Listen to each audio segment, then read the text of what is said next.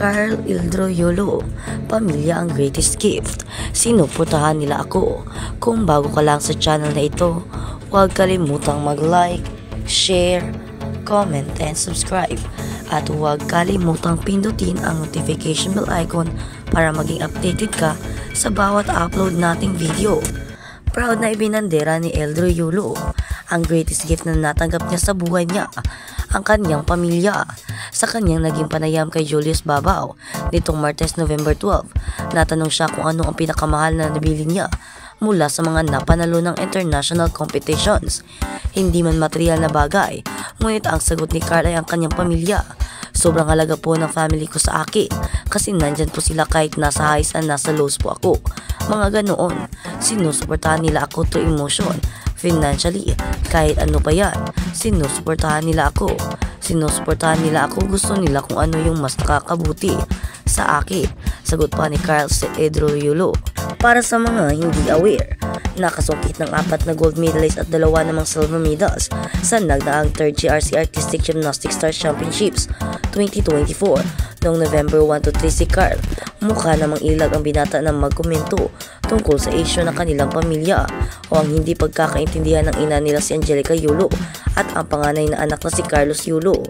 Pero inamin ni Carl na gusto rin niyang gumawa ng pangalan sa gymnastics gaya ng kanyang kuya. Gusto rin niyang masungkit ang gold medal sa paparating na 2028 Los Angeles Olympics. Gusto ko magkaroon ng pangalan sa gymnastics or gusto ko na tumatak sa mga bata or mga isipan na may pangalan ako sa mundo na kilalang kilala ako kahit retired na ako. Sabi pa ni Carl, sa ngayon ay patuloy pa rin ang pagtitraining niya para sa sasalihan pang kompetisyon. At sa kabilang banda, Chloe Sanusi sa pangiiwan ni Gerald kay Ai. Back to you, mamang. Pinagpipiestahan ngayon ng mga marites ang umano'y pang-ookray ng content creator na si Chloe Sanusi kay comedy queen na Ai de las Alas. Kumakalat ngayon ang screenshot ng umano'y pambabarag ng girlfriend ni Carlos Yulo kay Ai matapos amining hiwalay na siya ng asawang si Gerald Sibayan. Mababasa sa nasabing screenshot na pinost sa Facebook at sa Reddit ang sinasabing reaksyon ni Chloe sa breakup ni na Ai at Gerald. Kalakip nito ang balita patungkol sa naging pahayag noon ni Ai sa kanya bilang jowa ni Carlos matapang na nagsalita ang komedyana hinggil sa hindi magandang pakikitungo ni Chloe sa nanay ni Carlos na si Angelica Yulo. Nalungkot at na-hurt daw si Ai nang mabasa at mapanood sa social media ang pagsagot at pagpapapatutya ni na Carlos at Chloe kay Angelica bilang isa rin siyang nanay. Sabi ni Ai kay Chloe, kasi nanay yan, kung wala yung nanay wala kang darling. Kapag asawa ka na pwede na, pero kapag girlfriend pa wag muna. At ngayon nga ay bumuwelto umano si Chloe tungkol dito sa pamamagitan ng pag-share ng artikulo tungkol sa naging payo noon sa kanya ni Ai sa kanyang Facebook account nitong Martes, November 12. Makikita ito sa Miss Mention FB page. Ang nakasaad sa caption, "Back to you, mamang, hindi para pagtawanan ang sitwasyon mo, pero ang ginagawa mo sa iba ay babalik din sa iyo. 10 times, it's just the universe's law." Ngunit may ilang netizens ang nagtanong kung totoo nga ang kayang si Chloe ang nagpost dito.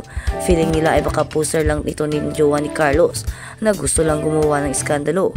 Komento naman ng ilang nakabasa sa post ng may blue check ang profile ng nasabing FB page, kaya isa itong verified account. Pero nang i-check namin ang kanyang official Facebook page ay wala namang ganoong post ang dalaga. Ang paliwanag ng admin sa nasabing FB account, maka friends of friends lang naturang post ni Chloe, kaya ang friends lang ang dalaga ang makakabasa nitong post niya.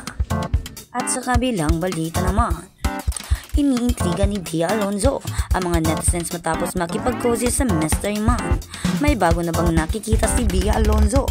Ilang sandali matapos ang kanyang ex-fiancé na si Dominic Roque ay naging headline sa isang viral video na nakikipaghalikan sa actress na si Sora Miris. Si Alonzo ay nag-iisip ng sarili niyang bomba, soft-launching ang kanyang sariling misteryosong lalaki sa social media. Habang ang actress ay nanatiling walang imik sa kanyang buhay pag-ibig, nakuha niya ang atensyon ng mga netizens na may agila ng mag-reshare pagkatapos ay tanggalin ang isang Instagram story na larawan ng kanyang sarili na nakasandal sa isang non-showbiz guy. Ang mga screenshot ng post ay muling in-upload ng mga netizens. Ang lalaki ay kinikilala na isang Josette Forrest, bagaman ang mga detalye tungkol sa kanyang kinaroroonan at karira ay inilalayo sa mata ng publiko. Ang kanyang Instagram profile gayon pa man ay nagpakita na siya ay mahigit sa 3,600 na mga tagasunod.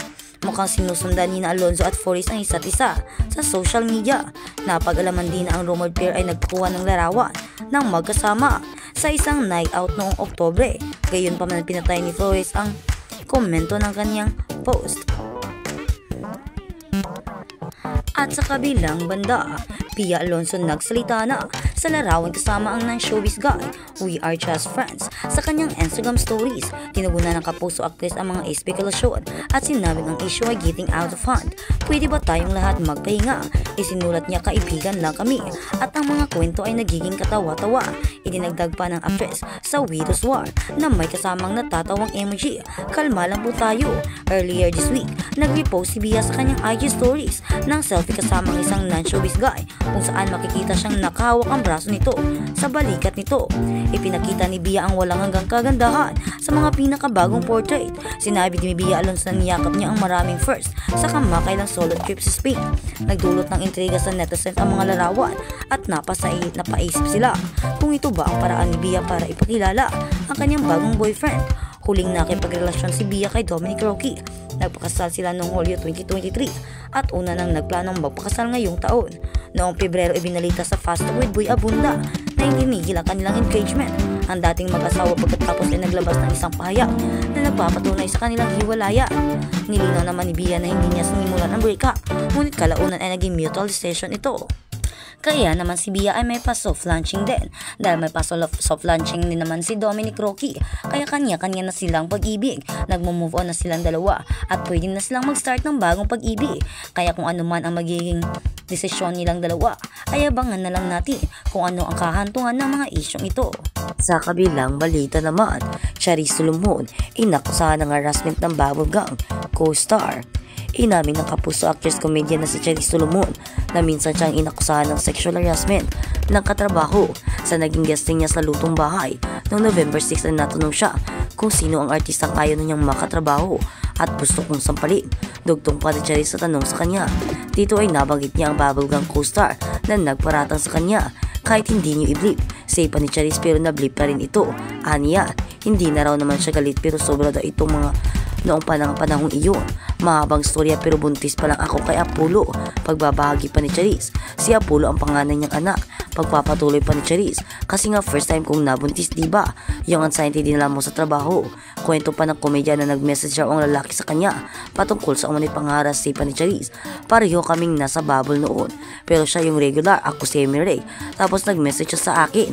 Nag-email siya na sa tingin ko, siya iyon. Pero sinasabi niya girlfriend niya. Sinabi niya na hinaharas ko daw siya.